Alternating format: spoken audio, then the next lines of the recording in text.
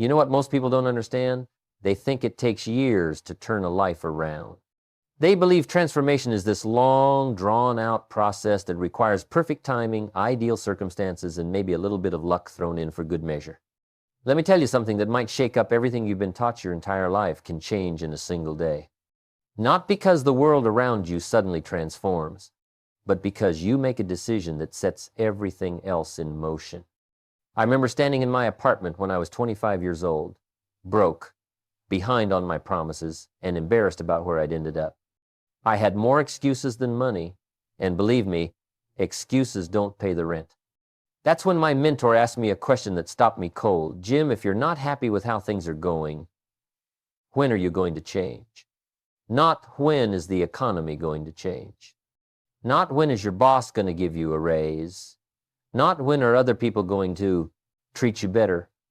When are you going to change? That question hit me like a thunderbolt because I realized I'd been waiting for the right opportunity, waiting for circumstances to improve, waiting for someone to rescue me from my own mediocrity. But here's what I learned that day. Life doesn't get better by chance. It gets better by change. And that change doesn't take years to start.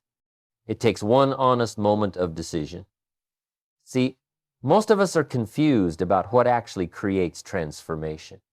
We think we need to change our circumstances first, and then we'll be happy, successful, and fulfilled. We say things like, when I get more money, I'll start being generous. Or when I find the right relationship, I'll be happy. Or when my situation improves, then I'll really start living. But that's backwards thinking, and it's kept more people trapped than any external circumstance ever could. The truth is, your life will only change when you change. Not your boss, not your spouse, not the economy, not the weather, you.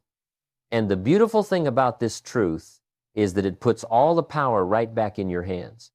You're not a victim of circumstances anymore. You're the architect of your own experience.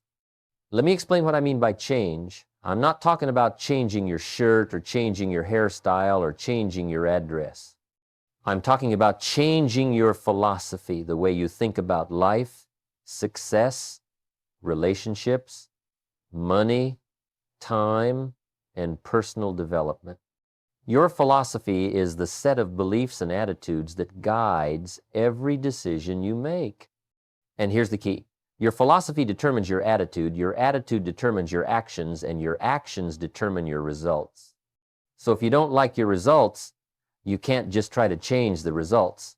That's like standing in front of the mirror and trying to change your reflection by wiping the glass. The reflection isn't the problem, it's just showing you what's really there. If you want a different reflection, you have to change what's standing in front of the mirror. You have to change you. Most people spend their entire lives trying to change their results. They want more money, so they work more hours at a job they hate. They want better relationships, so they jump from person to person hoping the next one will be different. They want better health, so they buy another piece of exercise equipment that ends up collecting dust in the garage. But they never stop to examine the philosophy that's creating these results in the first place. Here's what happens when you change your philosophy. Everything changes. When you change how you think about earning, you start earning more. When you change how you think about relationships, you start attracting better people. When you change how you think about health, your body starts responding. The external world is just a mirror reflecting your internal world back to you. And this can happen in one day. Not the complete transformation that takes time, consistency, and discipline. But the decision that starts everything, that happens in a moment. One moment of clarity where you say, enough. I'm not living like this anymore. I'm not thinking like this anymore. I'm not accepting these results anymore. That moment is where your new life begins. I've seen it happen thousands of times. A person attends a seminar, reads a book, has a conversation, or hits rock bottom, and something clicks. They make a decision. Not a wish, not a hope, not a fantasy, a decision. And from that day forward, everything starts moving in a different direction. The circumstances might not change immediately, but the person changes, and that makes all the difference. You see, we've been conditioned to believe that we're products of our environment, that we're shaped by our past, that we're limited by our education or our background or our resources. And while those things have influenced us, they don't have to define us. The day you realize that your future is not determined by your past, but by the decisions you make right now, that's the day your life begins to turn around. But here's where most people get stuck. They confuse motion with progress. They think that being busy means they're making changes. They rearrange their schedule, they buy new clothes, they make surface-level adjustments, but they don't change the fundamental thinking that created their current situation. It's like moving furniture around in a house that's on fire. You're busy, you're moving, but you're not addressing the real problem. Real change requires brutal honesty. It requires you to stop pretending, stop making excuses, and stop blaming external factors for internal problems. It requires you to look in the mirror and say, this is where I am. Not where I wish I was, not where I tell people I am, but where I actually am. And that's hard because we've become masters at self-deception. We tell ourselves we're doing fine when our bank account says otherwise. We convince ourselves we're healthy when we can barely climb a flight of stairs. We claim we're growing when we haven't read a book or learned anything new in years. We say our relationships are good when deep down we know they're barely holding together. This self-deception is comfortable, but it's also deadly because you can't fix what you won't face. One day of honest assessment can reveal everything that's been holding you back. One day of looking at your results without the filter of excuses can show you exactly what needs to change. One day of admitting that your current philosophy isn't working can open the door to a completely different future.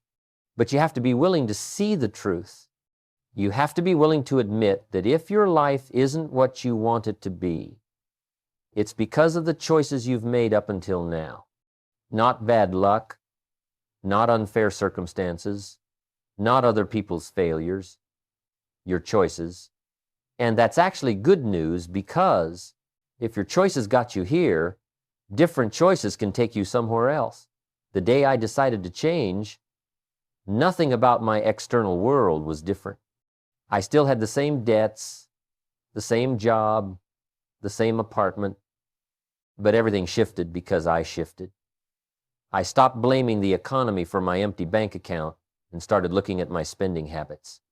I stopped blaming my boss for my low income and started asking what I could do to become more valuable.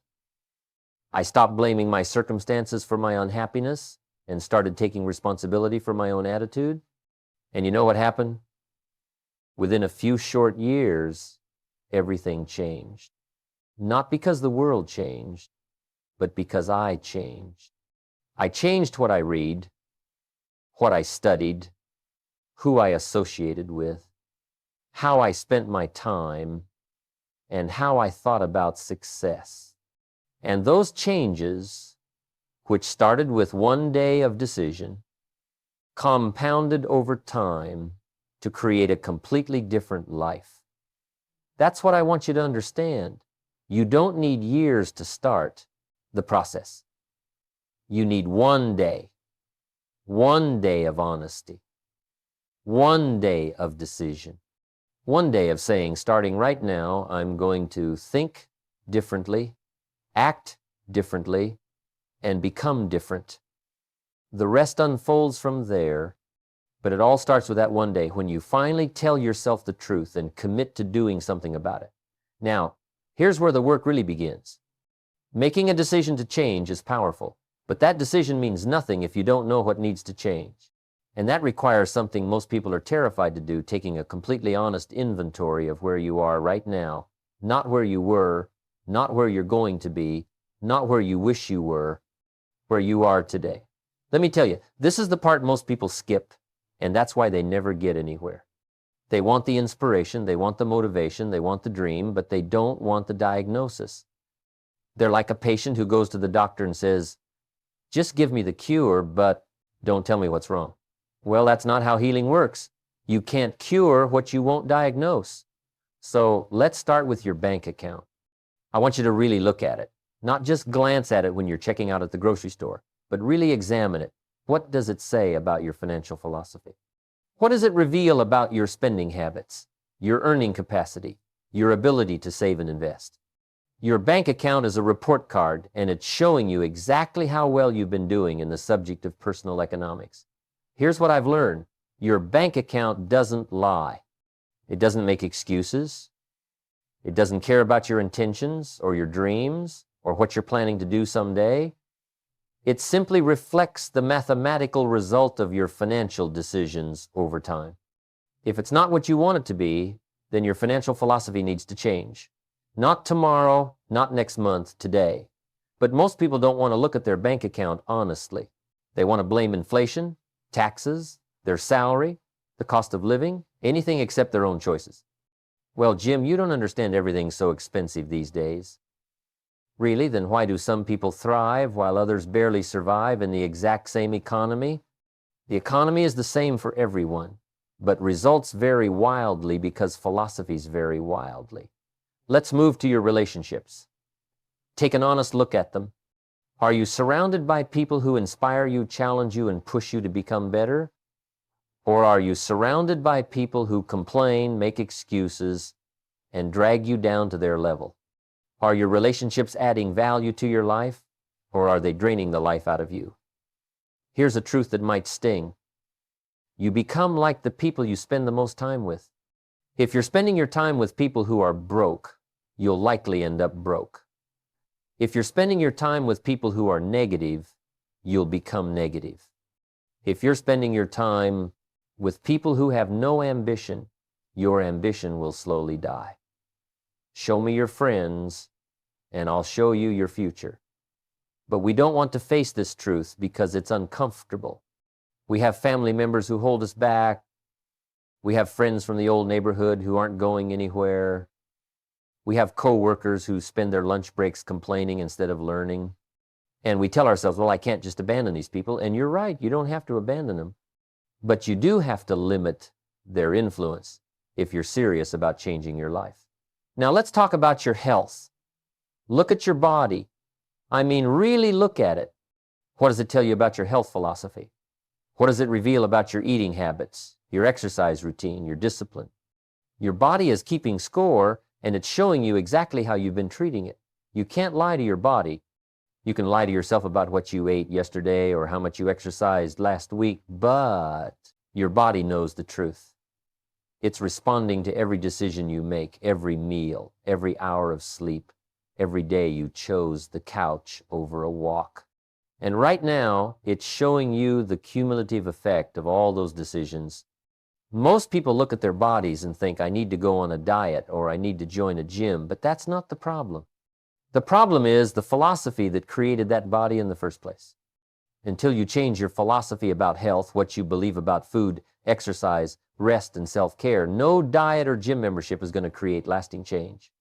Let's examine how you spend your time, because this might be the most revealing inventory of all. What did you do yesterday? What did you do last week? What have you done with the last month? Be specific. How many hours did you spend watching television? How many hours scrolling through social media? How many hours complaining about your situation? And how many hours did you spend reading, learning, developing new skills, or working on your goals? Time is the ultimate equalizer. The CEO has 24 hours. The millionaire has 24 hours. And the person living paycheck to paycheck has 24 hours. The difference isn't the amount of time, it's how that time is invested. And right now, your results are showing you exactly how you've been investing yours. Here's what happens when you really examine how you spend your time. You realize how much of it you're wasting. Not on relaxation, relaxation is important. Not on rest, rest is necessary. But on meaningless activities that don't move you forward, don't make you better, and don't add any value to your life. We waste hours every day, and then we wonder why we're not getting ahead. Now, let's talk about personal development.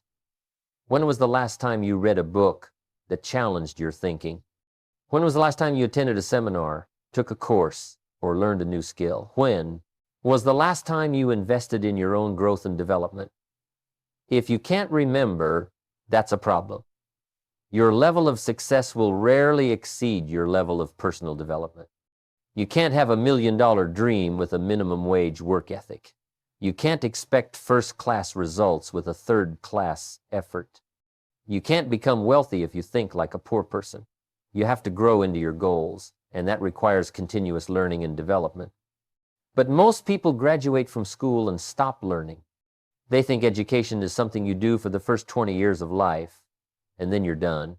They stop reading. They stop studying. They stop growing. And then they wonder why they stop earning, why they stop advancing, why their life becomes stagnant. You don't stop growing because you get old. You get old because you stop growing.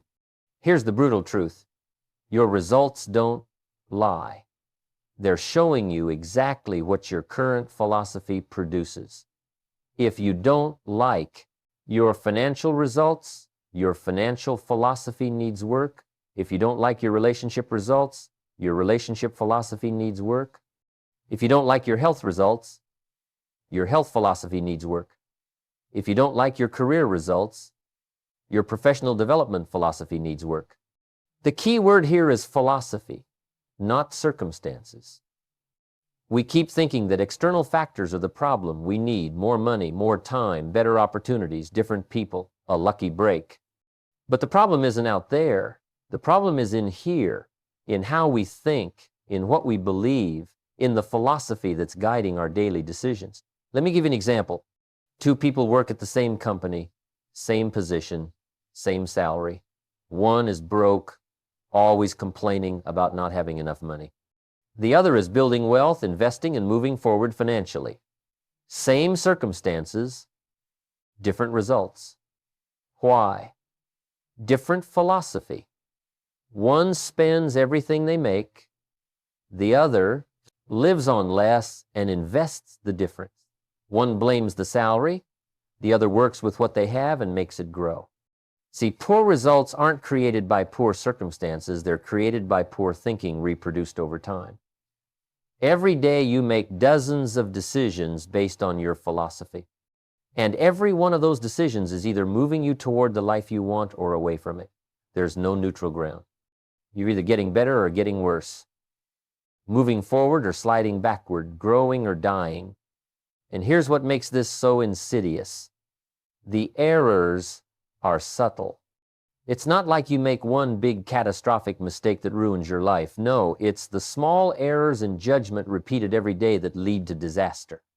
Spending a little more than you earn, not a big deal on any given day, but devastating over time. Skipping your workout, not going to kill you today, but what about after 5 years of skipping? Watching television instead of reading won't make you dumb overnight, but what about after 10 years of that pattern? These small errors in judgment, these tiny departures from what you know you should be doing, they compound. And one day you wake up and realize you're miles away from where you wanted to be, and you can't figure out how you got there. Well, you got there one small bad decision at a time, one compromised day at a time, one rationalized shortcut at a time. The good news? The same principle works in reverse. Small disciplines repeated with consistency lead to extraordinary results. The person who reads 10 pages a day will read over 3,000 pages a year. That's 10 to 15 books. The person who saves 10% of their income will be wealthy over time. The person who exercises 30 minutes a day will be healthy. Small disciplines, practiced daily, create massive results. But first, you have to see where you are. You have to take inventory without excuses, without blame, without self-deception. You have to look at your bank account, your relationships, your health, your time, your personal development, and say, this is what my current philosophy has produced. If I want different results, I need a different philosophy. That's the diagnosis. And once you have it, once you see clearly what's been holding you back, you can do something about it. You can't change what you won't acknowledge, But once you acknowledge it, change becomes possible. That's where real transformation begins. Now that you've diagnosed the problem, let's talk about the cure. And here's what you need to understand. Fixing your life doesn't mean you have to overhaul everything at once. That's overwhelming, and overwhelming leads to paralysis. What you need is a clear prescription, 5 fundamental areas where you can make decisions today that will change your trajectory forever. Let's start with the foundation, your philosophy. This is where everything begins. Your philosophy is simply how you think about things, how you think about work, money, relationships, time, success, and failure. And the beautiful thing about philosophy is that you can change it in an instant. It doesn't cost money. It doesn't require permission. It just requires a decision to think differently. Here's what I did, and here's what I recommend you do. Become a student. Not a follower, not a fan, but a student. Start reading books written by people who've achieved what you want to achieve. Start listening to ideas that challenge your current thinking. Start exposing yourself to wisdom that's been tested over time. When I met my mentor, the first thing he told me was, Jim, if you want your life to change, you have to change. And the fastest way to change is to change what goes into your mind. So I started reading, not because I loved reading, but because I loved the idea of not being broke anymore. I read books on personal development, on business, on philosophy, on success. And you know what happened? My thinking started to change. When my thinking changed, my actions changed. When my actions changed, my results changed. It all started with making the decision to become a student instead of staying a skeptic. You can make that decision today, right now. Go to the library, buy a book, find a mentor, attend a seminar. Feed your mind something better than the news, better than gossip, better than complaints. Your mind is like a garden. Whatever you plant, that's what grows. Plant good seeds, get good results. Plant weeds, get weeds. It's that simple. The second area is your associations. You've already diagnosed who you're spending time with. Now you need to make some decisions about that. And this is difficult because it involves people, and people have feelings. But here's what you have to understand. Your associations are either lifting you up or pulling you down. There's no neutral zone. You need to identify 3 groups of people. First, there are people you need to spend more time with, the successful, the positive, the ambitious, the people who are going somewhere. These are your mentors, your role models, the people who challenge you to think bigger and do better. Make time for these people. Seek them out. Learn from them. Even if it means driving across town or paying for their time, it's worth it. Second, there are people you need to spend less time with. These aren't bad people, but they're not going anywhere, and they don't want you to go anywhere either. They're comfortable with mediocrity, and they'll make you feel guilty for wanting more. Limit your time with these people. You don't have to cut them out completely, but you have to protect your mind and your ambition from their influence. Third, there are people you need to disassociate from completely. These are the toxic ones, the ones who drain your energy, discourage your dreams, and celebrate your failures. It doesn't matter if you've known them your whole life, if they're keeping you from your future. You have to let them go. This sounds harsh, but your life is too important to sacrifice on the altar of misplaced loyalty. Now let's talk about your activities, what you do with your time. You've looked at how you've been spending your days, and now you need to make some ruthless decisions. What activities are moving you toward your goals, and what activities are keeping you stuck? You need to eliminate, delegate, or minimize anything that's not adding value to your life. Start with the low-value activities that eat up your time. How much television are you watching? How much time are you spending on social media, scrolling through other people's lives instead of building your own? How much time are you spending in meaningless conversations that go nowhere? These aren't rest, they're distractions. And distractions are deadly when you're trying to build something significant. Replace those activities with high-value ones. Read for 30 minutes every day. Work on your most important goal for an hour every morning before the world wakes up. Exercise, even if it's just a walk around the block. Learn a new skill that makes you more valuable in the marketplace. These activities might not feel urgent, but they're important. And what's important, done consistently, will eventually become what makes you successful. The fourth area is your finances. Today, not next week, not next month, today you need to get control of your money.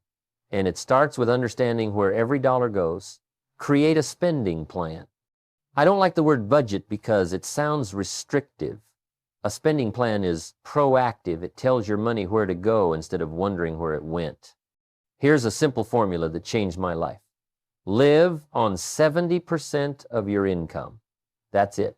70% for living expenses. 10% for charity because generosity is part of prosperity and you can't keep what you won't share.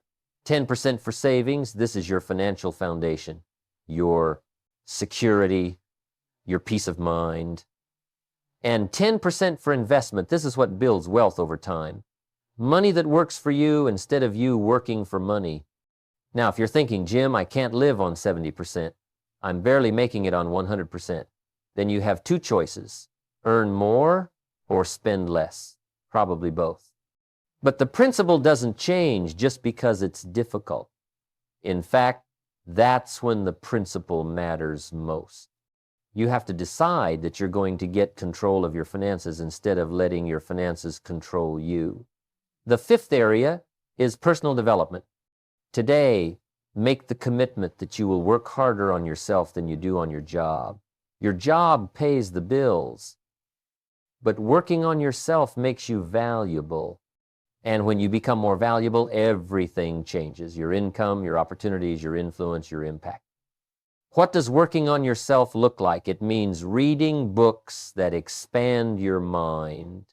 It means attending seminars that challenge your thinking. It means learning skills that increase your value in the marketplace. It means investing in courses, coaching, mentorship. It means becoming a lifelong student of success. Here's what most people don't understand. Formal education will earn you a living, but self-education will earn you a fortune. School teaches you to work for money. Self-education teaches you how to make money work for you. School teaches you to be an employee. Self-education teaches you to be valuable anywhere, in any economy, at any age. These 5 areas, philosophy, associations, activities, finances, and personal development, this is your prescription. And the beautiful thing is, you can make decisions in all 5 areas today. You can decide today to start reading. You can decide today to limit time with negative people. You can decide today to eliminate time-wasting activities. You can decide today to create a spending plan. You can decide today to commit to your own growth and development. The decisions happen in one day. The results take time, but everything starts with the decisions you make right now. Now, here's where most people lose the game. They make great decisions. They get motivated, they feel inspired, and then a week later they're right back where they started. Why? Because motivation gets you started, but discipline keeps you going. And discipline is doing what you need to do long after the mood you did it in has left you. Let me tell you the truth about change. The decision takes one day, but the transformation takes a lifetime. The decision is exciting. The transformation is often boring. It's the same actions repeated day after day, week after week, month after month, until those actions become who you are. That's not glamorous, but it's real. So how do you make it stick? You translate that one day of decision into daily disciplines. Small, simple disciplines that don't look like much on any given day, but create miracles over time. This is what I call the slight edge. The difference between success and failure is not dramatic. It's subtle. It's doing the right things consistently even when you don't feel like it. Reading 10 pages a day won't make you smart tomorrow, but do it for a year and you'll have read 15 books. That will make you smart. Saving $10 a day won't make you rich tomorrow, but do it for 10 years with compound interest and you'll have real wealth. Walking 30 minutes a day won't transform your body tomorrow, but do it for 6 months and you won't recognize yourself. The secret is this: success is a few simple disciplines practiced every day. Failure is a few errors in judgment repeated every day. It's that simple and it's that profound. The difference between where you are and where you want to be is found in the daily decisions that seem insignificant at the time, and you have to keep score. Get yourself a journal and track your progress. Did you read today? Write it down. Did you exercise? Write it down. Did you work on your most important goal? Write it down. Did you stick to your spending plan? Write it down. What you measure improves. What you track gets done. Your journal becomes proof that you're showing up, that you're doing the work, that you're keeping your promises to yourself. But let me warn you, there will be days when you don't feel like it. There will be weeks when you don't see results. There will be moments when you question whether any of this matters. That's when discipline becomes everything. That's when you do it anyway, not because you feel like it, but because you decided to. You do it because you're becoming someone different, someone who keeps their word, someone who finishes what they start. Success isn't about making giant leaps, it's about taking small steps in the right direction every single day. And those steps compound, they accumulate, they build momentum. And one day you look back and realize you're not the same person anymore. You've changed, not because of one dramatic moment, but because of 1,000 small moments where you chose discipline over convenience, growth over comfort, future rewards over present pleasure. The day you decide to change is powerful.